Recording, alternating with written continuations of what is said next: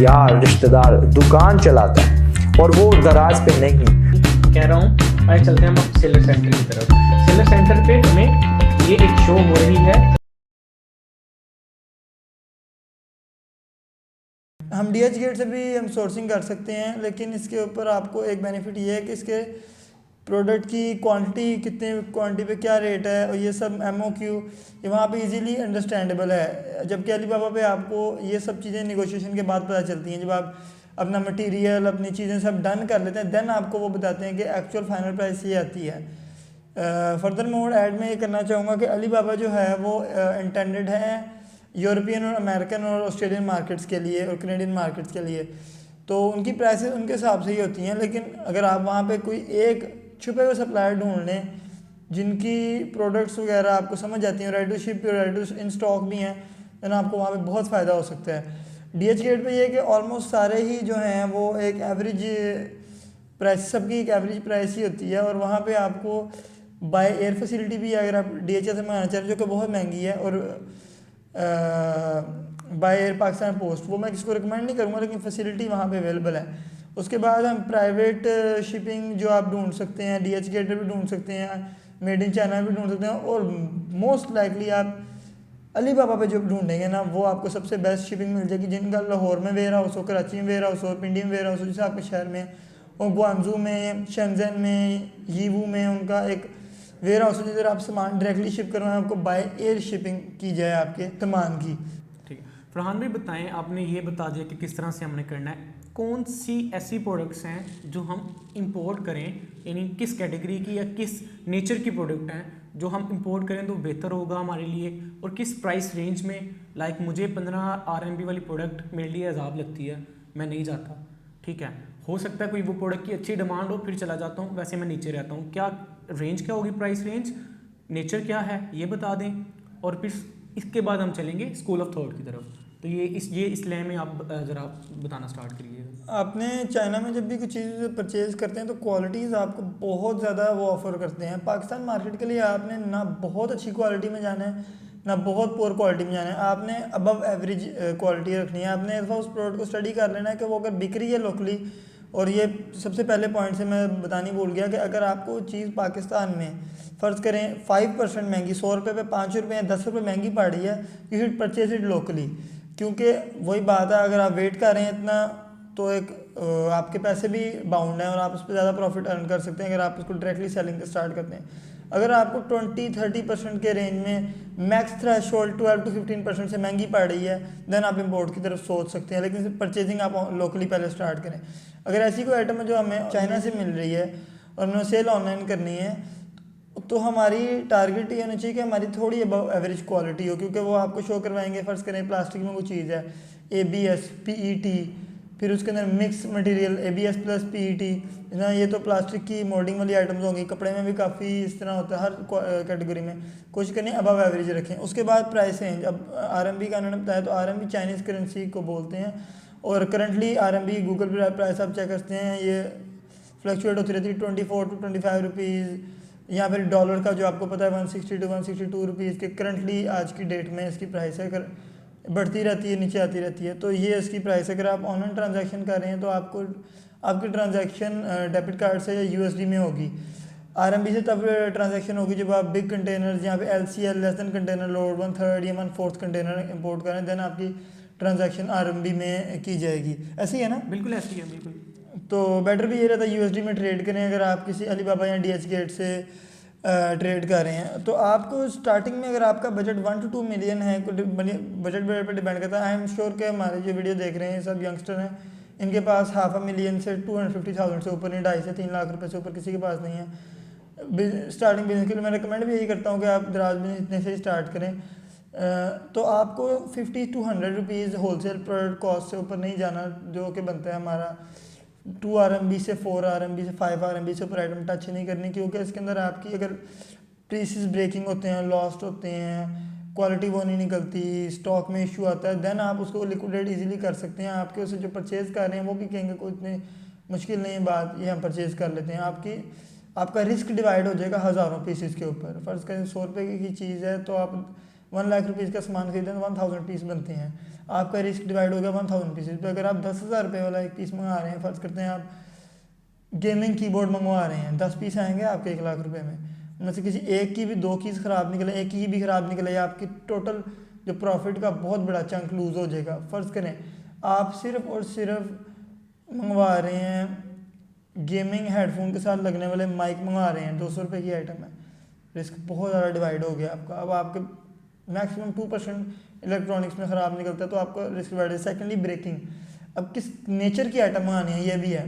आपने ग्लास की item, acrylic की आइटम और ऐसी आइटम जो कि टूट सकती हैं, जिसको आप मिस हैंडल खुद करें या फिर शिपिंग मिस हैंडल हो तो टूट सकती हैं। ज़्यादातर आप तो मिस हैंडल नहीं करेंगे, शिपिंग मिस हैंडलिंग होगी China to Pakistan and Pakistan से सप्लाई में, डिस्ट्रीब्यूशन में दराज पे, तो वो आप करंटली आइटम्स को टच ना करें। आप आइटम को टच करें जो कि रगिड है, जो कि शिपिंग में ब्रेक नहीं होती, क्योंकि बाय सी आपका सामान आना है, बाय एयर भी आना है, तो वो भी मिस हैंडल हो सकता है। जब आपका अपना कंटेनर हो या LCL या FCL पे फुल कंटेनर लोड पे आप काम करें या कम बहुत आपका 500 to 1000 kg पे सामान हो, फिर आप थोड़ी फ्रेजाइल आइटम में भी काम कर सकते हैं। जैसे आप mobile screen protectors, never import, आप अपने 1 साल पे काम करें फिर आप इसको टच करें, इनकेस में आपका सारा सामान टूटा हुआ निकलाएगा, मेरे साथ हो चुका है ये। एक दफ़ा कार्टन गिरना है आपका, उस सारी आपकी इन्वेस्टमेंट चली गई डीट हाइट में, हार्ड हाइट में, टूटने से बचने वाली आइटम में, और चीप आइटमों को आपने टच करना है। तो अभी स्कूल ऑफ थॉट का बता दें कि स्कूल ऑफ थॉट क्या है, किस एक पॉइंट में ज़रा पीछे ज़रा जाऊँ, सॉरी मैंने वो कट किया। उसमें निगोशिएशन और आपकी प्रॉब्लम्स, निगोशिएशन जब भी आप चाइना निगोशिएशन करेंगे उनको आपने करंट परचेजिंग नहीं बतानी। आपकी करंट अगर 100 पीस परचेजिंग है ना, that is nothing for them. उनका रिटेल में घंटे में 100 पीस बिक जाता है। आपने उनको पिक्चर पेंट करनी है 6 महीने साल की, कि मैंने अगले साल इतनी परचेजिंग करनी है, और इंशाल्लाह आपका इतना बिजनेस होगा कि आप अगले साल में 100 पीस खरीदें, 10,000 पीस पे पहुंच जाएंगे। आपने उनको ये शो करवाना है कि उनको ये नहीं शो करवाना कि आप 100 पीस परचेज करें अल्लाह खैर सलाम, उनको शो करवाना है कि हमारा लॉन्ग टर्म बिजनेस होगा। वो ये चीज़ पे वो आपको बेनिफिट देंगे। हो सकता है आपको प्राइस भी बहुत अच्छी दे दें, तो कॉस्ट टू कॉस्ट अपनी प्राइस दे दें, जो कि एजेंट लोग हैं पहली दूसरी प्रोडक्ट में, कि इस पे हमारा एतबार हो जाए, हमारा लॉन्ग टर्म बिजनेस बन जाए। वो बिज़नेस को लॉन्ग टर्म लेके चलते हैं। और आपने उनसे जब उनको बता दिया कि मैंने 5000 पीस परचेज करना है नेक्स्ट 5 मंथ में, आपने उसकी प्रोजेक्शन एक एक्सेल में बना लेनी है कि अगर आज मेरा इतना बिक रहा है और मेरे कंपेटिटर का अगर 500 रिव्यू है या 1000 रिव्यू है या 50 रिव्यू है, तो मुझे इतने रिव्यूज़ में इतनी, अगर एक प्रोडक्ट पे 1 रिव्यू है तो उसके एटलीस्ट 5 से 10 यूनिट सोल्ड हैं। आप खुद हिसाब लगाना है, 100 रिव्यू पे उसका कम से कम 1000 से 5000 यूनिट सोल्ड है। अगर आप उस रिव्यूज़ पे पहुंच गए हैं तो आपको पता होगा 6 महीने साल में आपने किधर होना है। आपने सप्लायर से उस बेसिस पे नेगोशिएशन करनी है, अपने आपको वीक नहीं, आपने 100 साबित करना कि मैं मेरी छोटी पड़ जाएगी। आपने हमेशा कहना है अभी मेरा सैंपल है, 100 पीस का आप सैंपल बोल सकते हैं कि ये मैं बाद में ज़्यादा परचेज़ कर लूँगा। अब इसके अंदर प्रॉब्लम और नेगोशिएशन, द प्रॉब्लम मैं आपको थोड़ी बहुत ही बता दूँ। चाइना में एक कल्चर है कि वो प्रॉब्लम कोई उनसे हो गलती हो उसको एडमिट नहीं करते, उनका कल्चर है फेस का। अगर उन्होंने गलती एडमिट कर ली तो वो समझते हैं कि हम डिग्रेड हो गए हैं।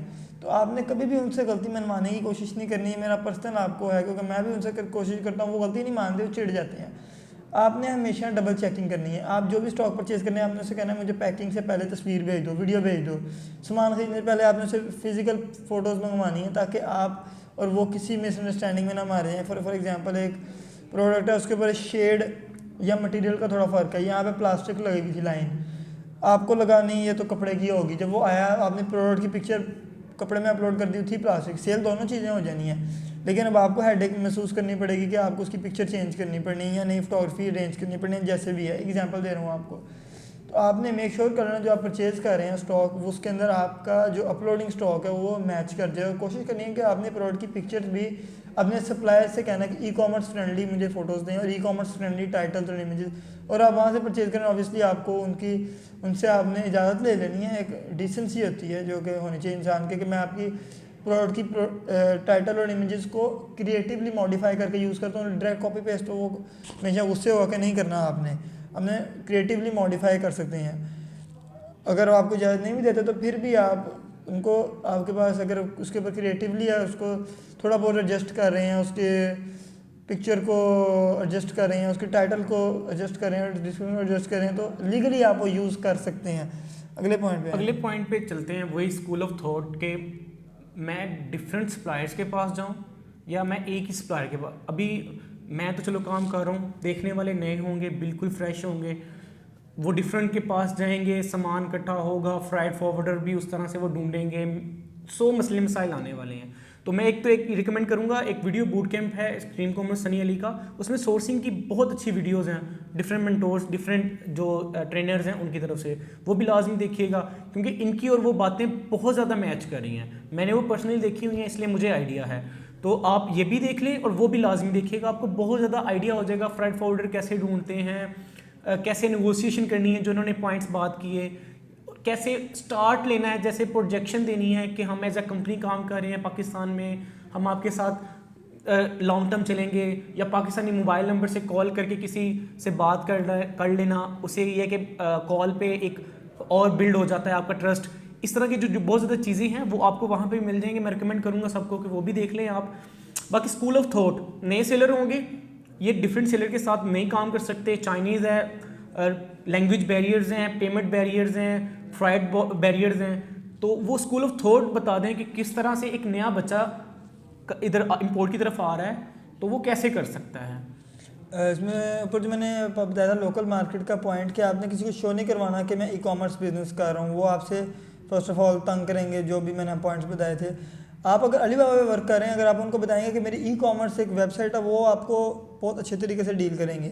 आप उनको वाइड शो करवाते हैं कि मैंने सप्लाई का भी काम करना है, मैंने ई कॉमर्स भी करना है, मेरा बहुत वाइड बिजनेस है।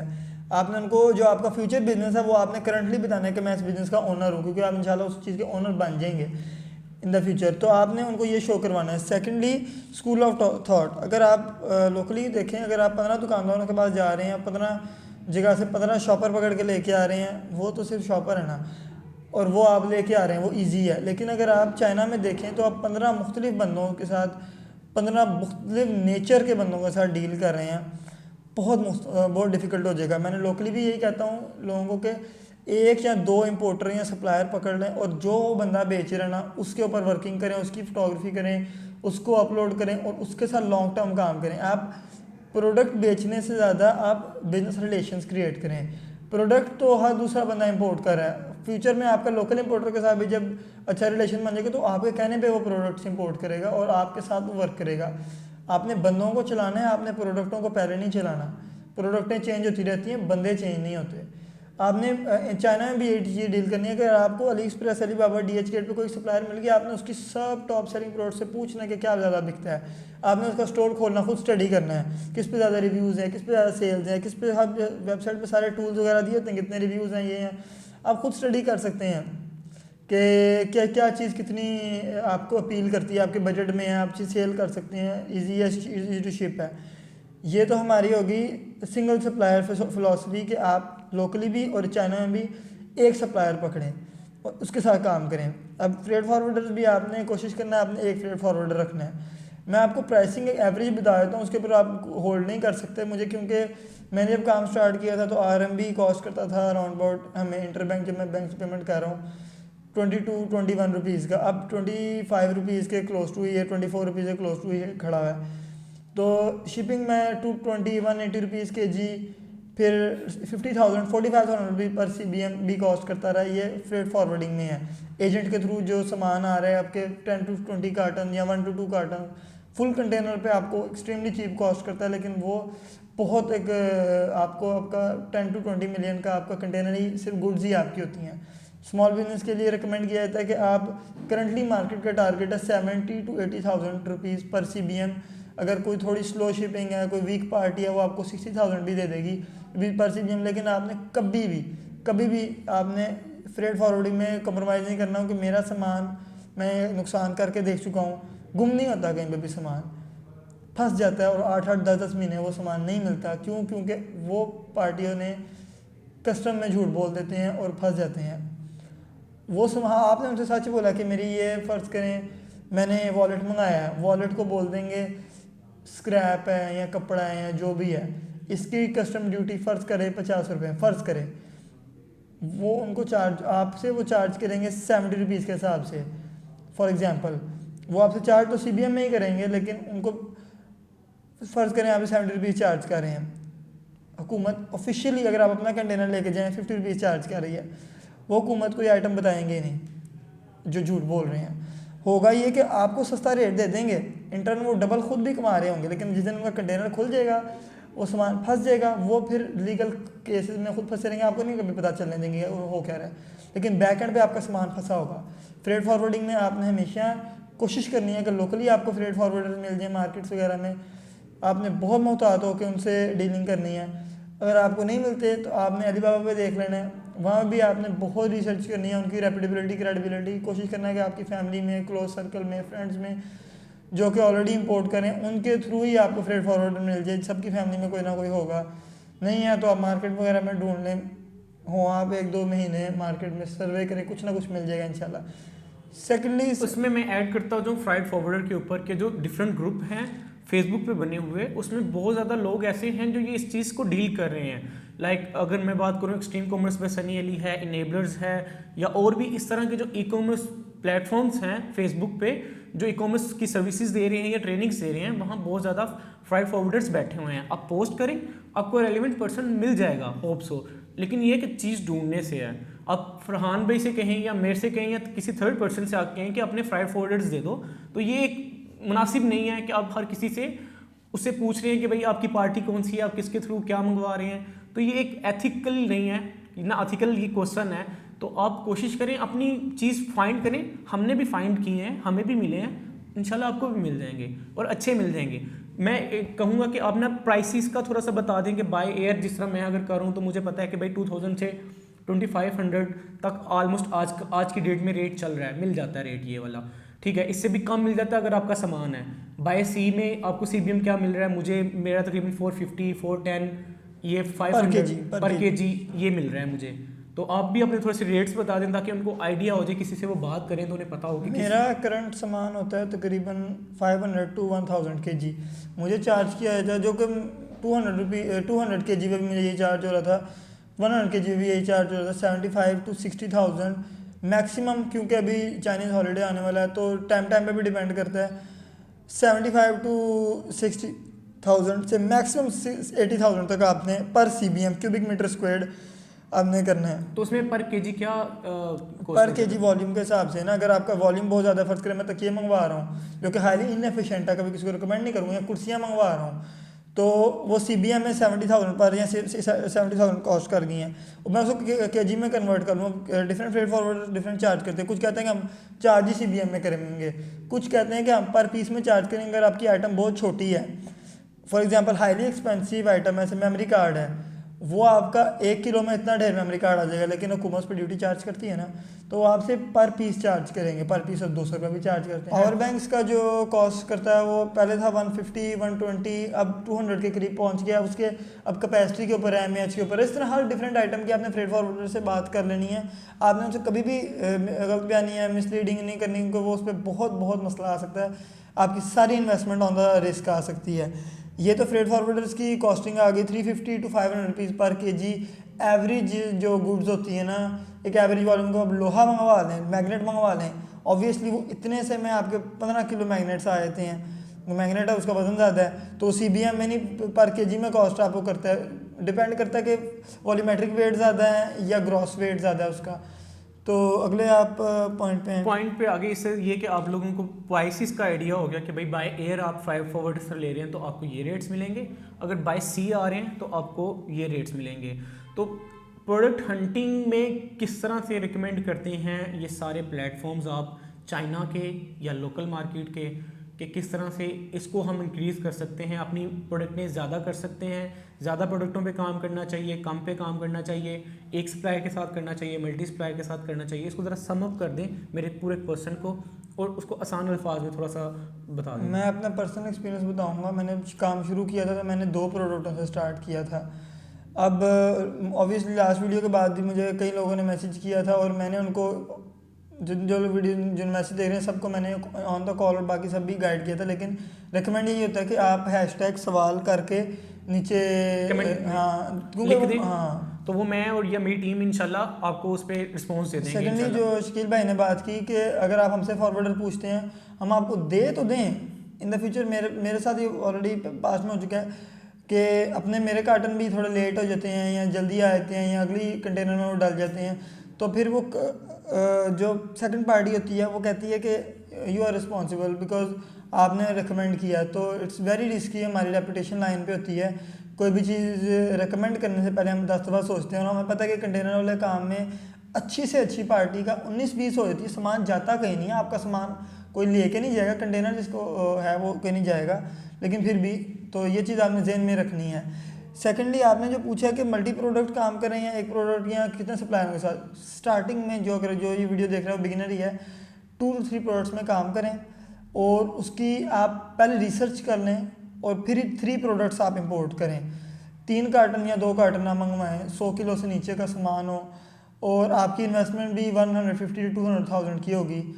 आप 500 पीस या 300 पीस या 200 पीस उसका मंगवा लें और उसको आप सेल करें और एक सप्लायर से ही 3 प्रोडक्टें मंगवाएं। ये प्लीज़ ना करें कि 2 सप्लायरों से मंगवाएं, 3 सप्लायर से मंगवाने को। मैं खुद इस वक्त करंटली 50 to 60 सप्लायरों से एक वेयर हाउस में सामान इकट्ठा करता हूँ और मुझे पता है कि कितना वो हेल्थ पे और आपकी मेंटल कंडीशन पे टोल लेती है कि आपने 40 to 60 पीपल को करंटली खुद ही हैंडल करना। मैं इस पर वीयर की हायरिंग का भी मुझे उन्होंने काफ़ी इसके ऊपर टीच किया और मैंने उस पर अमल किया और उसके ऊपर भी आपको बताएंगे किस तरह वीयर्स को ट्रेन करना है। लेकिन कुछ चीज़ें आपको खुद करनी पड़ती हैं। पहले रिकमेंड है 3 product to 5 product, costing 50 to 100 rupees, problem solving product, easy to understand product, hard to break product. काफ़ी ज़्यादा क्राइटेरिया दे दिए हैं, लेकिन अगर आप इसको सिंप्लीफाई करके देखें, रबर से बनी हुई आइटमें, प्लास्टिक से बनी हुई आइटमें, छोटी आइटमें और ज़्यादा फैलाव वाली आइटमें ना हो और ब्रेकेबल आइटमें ना हो, उनमें आपने काम करना है। और फ्रेट फॉरवर्ड भी आपने लाइफ टाइम कोशिश करना है एक ही आप यूज़ करें, हमेशा आप एक ही यूज़ करें, हर दफ़ा नए बंदे को ट्राई ना करें अनलेस और अनटिल पिछला बंदा आपको तंग कर रहा है तो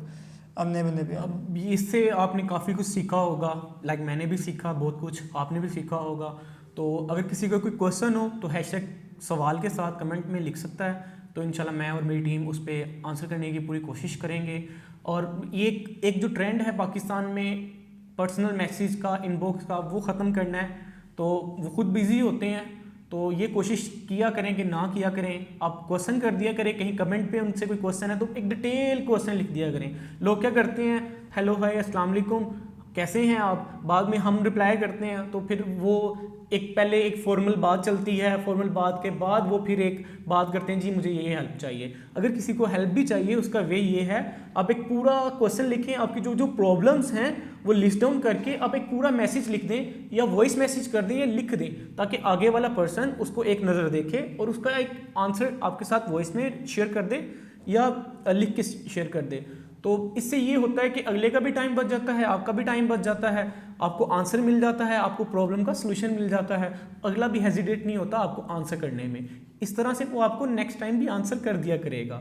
तो ये एक वे है किसी को पकड़ने का, किसी को कैच करने का। आपने अगर कोई आंसर नहीं कर पा रहा, आपने एक डिटेल मैसेज किया है, तो आप उसके अगेंस्ट रिमाइंडर पे डॉट भेजते जाएं, ठीक है, डॉट डॉट डॉट।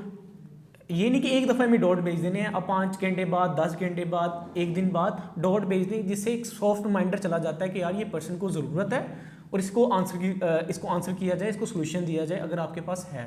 तो ये एक वे है किसी को कैच करने का, किसी को फॉलो करने का। तो ये आपने अपनाना है जिससे आपको भी फ़ायदा होगा और इंशाल्लाह इससे है कि हमारी भी कम्युनिटी में हम भी आप लोगों से सीखते हैं बहुत कुछ। लाइक इतने ज़्यादा क्वेश्चन आते हैं तो फिर उस पर मुझे भी रिसर्च करनी पड़ती है, मैं भी सीखता हूँ। तो चैनल को सब्सक्राइब कीजिएगा। इंशाल्लाह फरहान भाई को बहुत बहुत शुक्रिया, फरहान भाई का। इंशाल्लाह फिर इनसे तंग करेंगे, इनको नेक्स्ट वीडियोस भी इनके साथ करनी है, रैंकिंग के ऊपर, इंपोर्ट के ऊपर थोड़ी सी और करेंगे, ठीक है, रिसर्च के ऊपर लाइव करके दिखाएंगे एक पूरा। तो इनको और भी तंग करना है हमने, मैं भी सीख रहा हूँ, आप भी सीख रहे हैं। तो चैनल को सब्सक्राइब कीजिएगा, शेयर कीजिएगा दोस्तों के साथ, बेल के बटन को क्लिक कीजिएगा ताकि आने वाली हर नई वीडियो आप तक पहुँच सके।